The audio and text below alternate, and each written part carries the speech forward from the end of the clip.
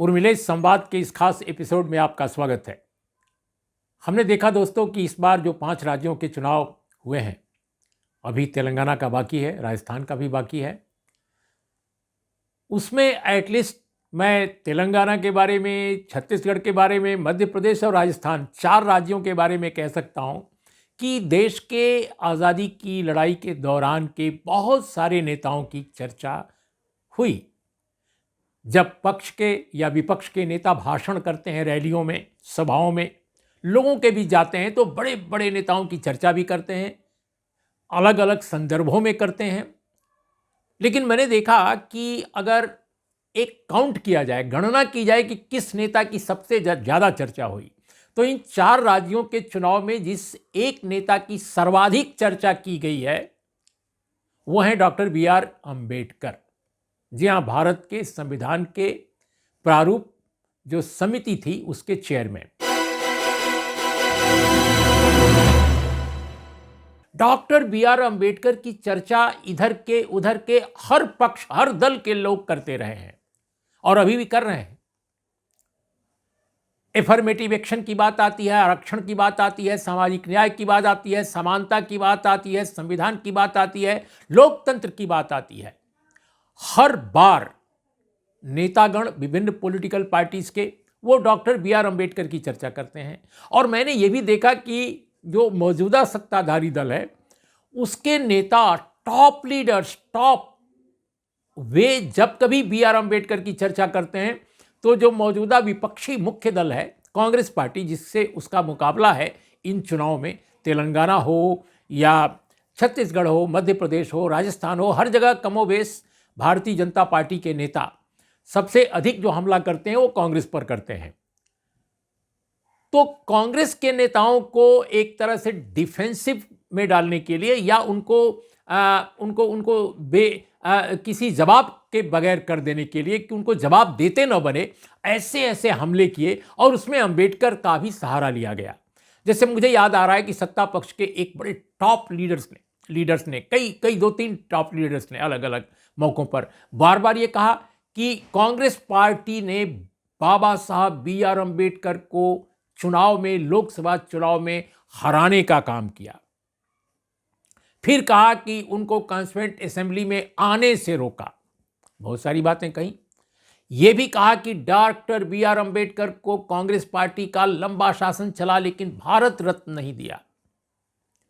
किसी नेता ने तो यह भी कहा कि ये तो हम लोगों ने दिलवाया, यानी बीजेपी ने, जबकि सभी जानते हैं कि बाबा साहब डॉक्टर B.R. अम्बेडकर को भारत रत्न का जो सम्मान मिला था वो VP सिंह की सरकार ने दिया था। बहरहाल उसमें हम नहीं जाएंगे, लेकिन डॉक्टर B.R. अम्बेडकर की सबसे अधिक चर्चा इन चुनाव में हुई है और कांग्रेस को एक तरह से उस पर आरोप लगाने के क्रम में या उसको दलित उत्पीड़ित वर्ग के हितों को नजरअंदाज करने के कॉन्टेक्स्ट में बार बार उस पर हमले भी किए गए हैं। अब मेरा ये कहना है दोस्तों इस मामले में कि मैं अभी देख रहा था अखबारों की रिपोर्ट, उसमें ये भी B.R. अम्बेडकर के कॉन्टेक्स्ट में कहा गया कि हम लोगों ने उनकी मूर्तियां लगवाई, हम लोगों ने ये किया वो किया।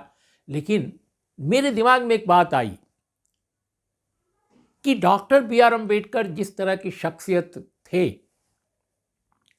जो उनके विचार थे उस दौर में, कास्ट एनिहिलेशन की थीसिस हो या कम्युनलिज्म के खिलाफ आवाज हो या हिंदुत्व राष्ट्र के खिलाफ बात हो, उन्होंने तो ये भी कहा था ना कि हिंदू राष्ट्र जो है, हिंदुत्व का राष्ट्र अगर बनता है तो ये इस देश के लिए बहुत ही कष्टकारी, बहुत ही दुखद वो दिन होगा, इसको हर कीमत पर रोका जाना चाहिए, बाबा साहब ने ये भी कहा था। तो मेरा ये कहना है कि आज की तारीख में अगर बाबा साहब होते, थोड़ी देर के लिए कल्पना कीजिए कि बाबा साहब भीमराव अंबेडकर अगर आज होते तो मौजूदा सत्ता पक्ष के लोग जो उनका बहाना बनाकर आज विपक्ष पर हमला कर रहे हैं, उनका उनके प्रति क्या अप्रोच होता? क्या उनके प्रति वो सम्मान दर्शाते उनकी विचारधारा को देखते हुए? अगर वो आवाज उठाते जातीय एनिहिलेशन की, वो उठाते एफर्मेटिव एक्शन की, वो उठाते समता की, लोकतंत्र की, भ्रातृत्व की, धर्मनिरपेक्षता की, और हिंदू राष्ट्र के खिलाफ बोलते तो क्या होता? मुझे लगता है कि बाबा साहब आज होते तो शायद शायद वो जेल में होते, और अगर जेल में न होते तो उन पर तरह तरह के गंभीर आरोप लगाकर उनको परेशान किया जाता ताकि वो लिख पढ़ न सकें, कोर्ट कचहरी में दौड़ते रहें। और अनेक ऐसे नेता हैं, अब जैसे विचारक हैं, अब जैसे हम देखते हैं जब पढ़ते हैं राहुल सांकृत्यायन की रचनाएं, क्या क्या लिखा है उन्होंने। तुम्हारे धर्म की क्षय हो, तुम्हारे माने तमाम तरह की ऐसी ऐसी चीजें उन्होंने लिखी हैं। उनका कहना है कि ऐसा धर्म जो मानवीय न हो उसकी क्षय हो। वो कहते हैं कि ऐसी बात जो समाज और देश के और आम जनता के हित में न हो वो बात कहने वालों की क्षय हो। ऐसी ऐसी बातें वो कहते थे राहुल सांकृत्यायन। तो राहुल सांकृत्यायन होते तो वो भी जेल में होते, या जेल में अगर बच जाते जाने से तो तरह तरह के मुकदमे उन पर होते। और ललई सिंह यादव होते तो क्या होता? ललई सिंह यादव होते तो निस्संदेह जेल में होते। सच्ची रामायण से लेकर न जाने पेरियार को उन्होंने हिंदी में उतार दिया। तो ये जो बड़े महापुरुष या बड़े विचारक हैं एक दौर के, निस्संदेह अगर वो आज होते तो बहुत कष्ट होता उनको। कम से कम ब्रिटिश पीरियड में और ब्रिटिश पीरियड के बाद भी उनको इतनी फ्रीडम तो मिली कि जो वो चाहते थे बोल लेते थे, लिख लेते थे। ठीक है, ललई सिंह यादव को जेल भी जाना पड़ा, बहुत सारे लोगों पर मुकदमे भी हुए, राहुल सांकृत्यायन भी जेल गए, मुकदमे भी हुए।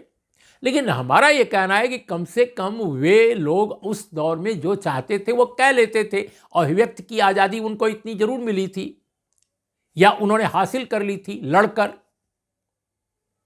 लेकिन आज तो ये हाल है कि आप अगर कुछ भी कह दें जिससे सत्ता पक्ष नाराज हो जाए, आप असहमति प्रकट कर दें तो भी आपके खिलाफ खतरा है, आप कुछ भी हो सकता है। और दोस्तों मैं आपको बताऊं कि ग्रैंड सन इन लॉ जो डॉक्टर B.R. अम्बेडकर के हैं, भीमराव अम्बेडकर साहब के अपने grand son in law doctor Anand Teltumbde, professor आनंद तेल तुमड़े, उनको बाकायदे अंबेडकर जयंती के दिन 2020 को जेल में डाल दिया गया। जेल में डाल दिया गया। और वो कौन है? वो Indian institute of technology Kharagpur में पढ़ा चुके हैं, वो IIM में पढ़ा चुके हैं, इंडियन इंस्टीट्यूट ऑफ मैनेजमेंट में, उसमें भी पढ़ा चुके हैं, विश्वविख्यात विचारक हैं, समाजशास्त्री हैं। उनकी पुस्तकें दुनिया के तमाम बड़े प्रकाशकों ने, भारत के बड़े प्रकाशकों ने छापी हैं। किसी भी विघटनकारी या किसी भी उग्रवादी गतिविधि से दूर दूर तक कोई मतलब ही नहीं है। एक प्रोफेसर, एक इंटेलेक्चुअल, लेकिन विचारों से वह जनपक्षी हैं, लोकतंत्रवादी हैं, सेकुलरवादी हैं। तो ऐसे व्यक्ति को अंबेडकर जयंती के दिन 2020 को उन्होंने, उस समय उनके खिलाफ केस थी, उनको पुलिस खोज रही थी और उसके बाद सरेंडर उन्होंने किया, उनको गिरफ्तार कर लिया गया। NIA की केस थी। और आपको बताएं कि 31 महीने के बाद, 31 मंथ्स के बाद उनको जमानत पर रिहा किया गया है। ये तो हाल है डॉक्टर B.R. अम्बेडकर के अपने ग्रैंड सन इन लॉ की। इस तरह से बहुत सारे लोगों को जेल में डाला गया है जो सिर्फ विचारों के कारण, जो उनसे असहमत हैं सरकार से या मौजूदा सत्ताधारियों से। तो जब मौजूदा सत्ताधारी ये कहते हैं कि डॉक्टर B.R. अम्बेडकर के साथ कांग्रेस ने ऐसा किया है, विपक्ष ने ऐसा किया है, मौजूदा विपक्ष ने, जब वो सरकार में थे, तो वाकई इस पर मुझे तो हंसी आती है। अब सवाल इस बात का है कि राजनीतिक दल एक दूसरे पर आरोप प्रत्यारोप तो लगाते हैं, लेकिन वो स्वयं अपने गिरेबान में नहीं झांकते कि उनका रिकॉर्ड क्या है। और तथ्यों के साथ अनदेखी, तथ्यों को तोड़ मोड़ कर पेश करना, तो कोई आज के राजनीतिक दलों से सीखे। कोई मतलब नहीं है तथ्यों से, जो मन में आए वो कह दिया जाना, और इसका प्रभाव हमारे समाज पर पड़ रहा है। भाई फैक्ट्स तो होने चाहिए। डॉक्टर बी आर अंबेडकर के अगर इतने ही हितैषी आप हैं, कोई भी राजनीतिक दल, मैं एक किसी दल के लिए नहीं कह रहा हूं, वो कोई भी दल जो उनके प्रति एक स्नेह दिखाता है, आदर दिखाता है, प्रेम दिखाता है कि वो उनके हैं, तो आप उनके बताए रास्ते पर क्यों नहीं चल रहे हैं? आप तो सावरकर के रास्ते पर चलने का दावा करते हैं, और सावरकर के खिलाफ बाबा साहब भीमराव अंबेडकर ने लंबा अध्याय लिखा है अपने अपने वांग्मय में, जिसको उस समय भारत सरकार ने छापा है। उन्होंने तो हिंदुत्ववादी दर्शन की धज्जियां उड़ाकर रख दी हैं।